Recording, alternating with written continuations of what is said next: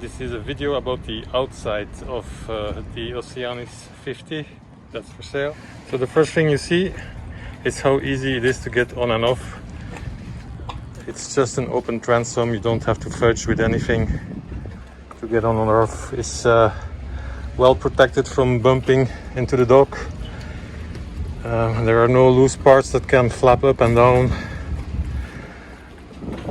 and bump into the dock and get broken. All you need to do is put a fender, a couple of fenders, and you'll be protected. The great thing about this model, and it's unequaled, I would think, in any other production boat, is the life raft locker, which is right here. So the life raft sits just there. It's super well protected from the elements when you just store it there. It's always super clean and nothing, no crap gets in there, no water, no humidity, nothing. So what you do is you take the swim ladder down, you open the two doors, it's one big door, and then you can just kick out the life raft and cut yourself loose if you really have to abandon ship. So this is unparalleled. There's no other boats that I know of that have such a good setup. There's also no baiting platform or anything. If you have a baiting platform, it would just be slamming up and down in the waves while you try to release your life raft. On many boats it's like that. It's super silly. This is very clean, very safe, and you would be able to release your life raft in almost any circumstances. Okay, so coming aboard, this is how the transom closes.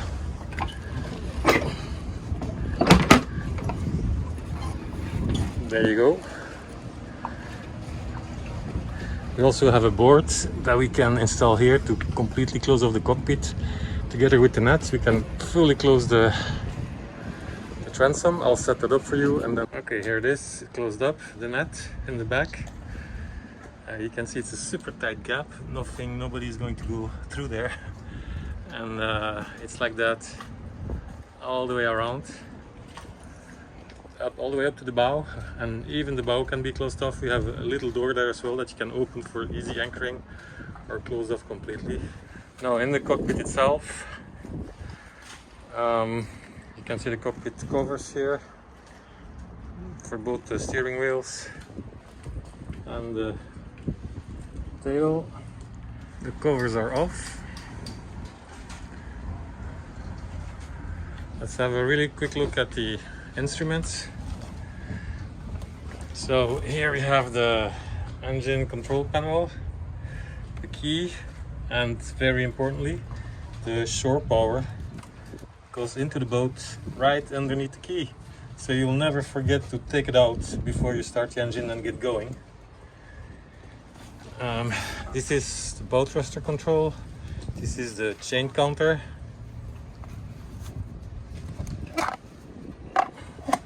This is a multi-instrument. You can show all kinds of different data on this. We're not sailing right now, so there's not much to see.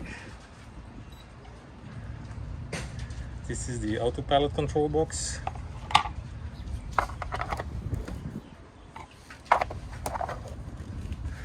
In the middle here we have the chart plotter.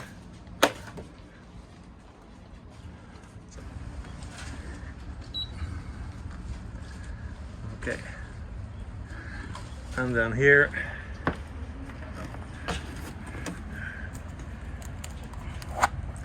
we have the wind and the depth.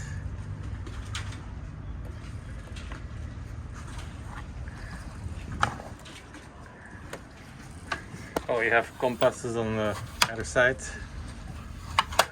Analog compasses.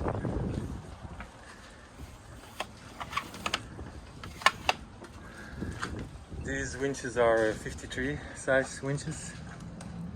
There's two of them here at the back, and then two of them at the front of the cockpit, which are smaller.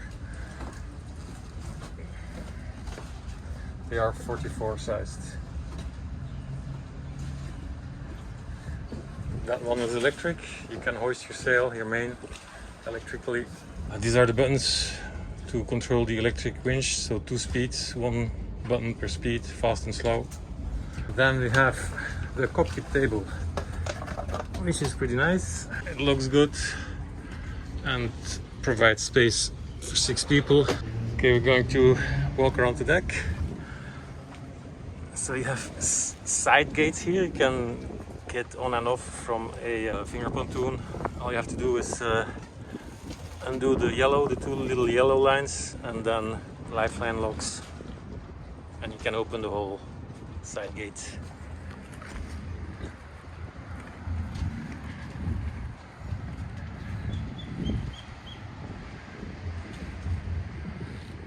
Okay, this is the boom.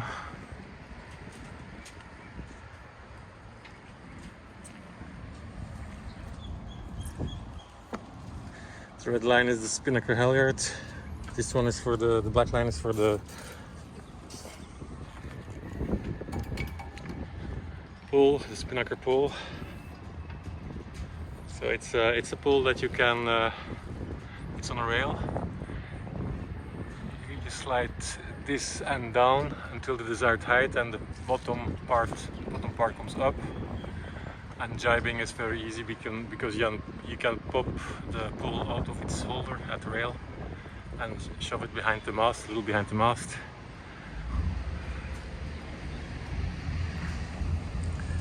These hard buoys are meant to float your chain when you anchor on coral, so your chain doesn't get wrapped up in coral bommies.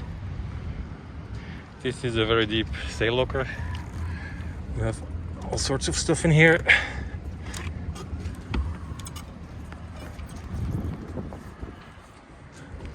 So it's very deep. It's more than 2 meters deep, taller than me. So that's a passerelle there. The little wheels you can see on the aluminum structure. Then we have the light wind sail, the gennaker. You have the anchor control. There's also an anchor control at the cockpit. It's the chain meter. That's also an anchor control. Under there, under the sail, there's a spare anchor with more than 100 meter of boat. And we put our fenders in here as well. We put lightweight stuff. So this is a big advantage of the Oceanis 50 over the Oceanis 46. 46 doesn't have this storage space at all, and you miss out on a lot.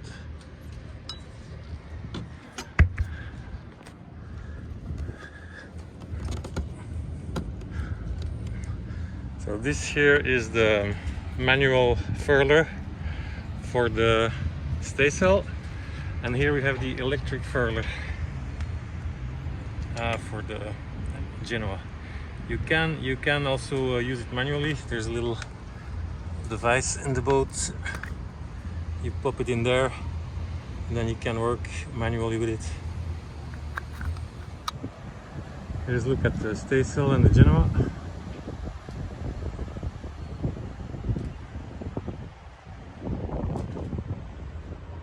That's the radar dome.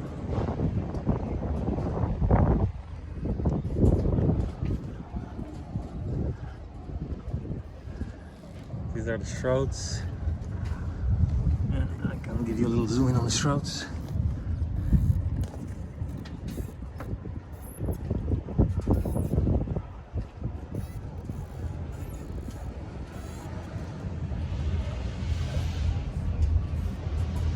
So as you can see, the nets will protect you all around. If you have pets or children or whatever, it's very good. Even if you just are a couple or a solo sailor, you can put your fenders on the deck. You don't have to secure them, sails, all kind of stuff. It's very convenient. It may be that spray hood comes off when you come to the boat. We may have stored it inside the boat, but there is one and it comes with the boat. If you don't see it when you come here, it exists and you'll have it.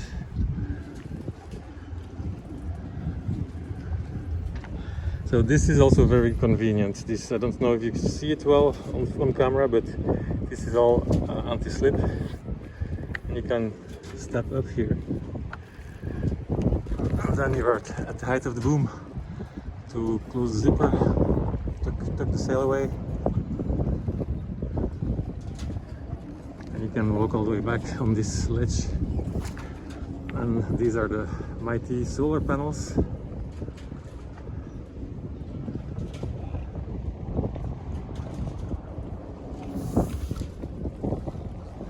And we're back in the cockpit. So you have 4 cleats on either side of the boat. 1, 2, well, 3 behind the paddleboard there, and the last one at the bow behind the buoys. You have very deep lazarettes here. Under here is the life raft. Under here is the gas locker.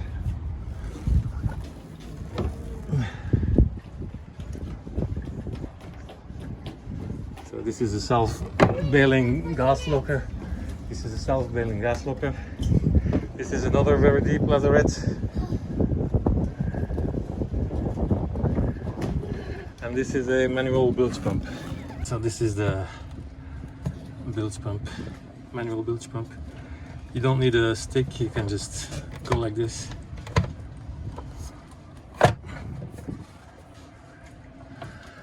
This is the water intake for the back tank, and further forward at the shrouds there's an intake just in front of the shrouds. There's an intake for the forward tank, and then on starboard aft you have the diesel fuel cap, cockpit locker here as well. It's pretty big, it's self-bailing, and I have in here lots of stuff, but also 100 liters, 5 20-liter tanks, so that's about 66 gallons, if I'm not mistaken, of extra diesel. These are the jack lines that we use to clip in when we sail. We install them on the side deck, and we can clip into them to go forward. We also have harness points there and there. We attach a line, and then you can clip into the line and move from either side easily to look over both sides of the boat. There's also a little attachment point right there at the entrance, the companionway. And we also put a line around the base of the cockpit table, and then you can clip into that line. That just goes around, and you can walk around the cockpit table that way, being clipped in. These are the solar panels seen from underneath. We have evening lights that is solar powered as well. This is the switch to switch it on, and that's cockpit lighting.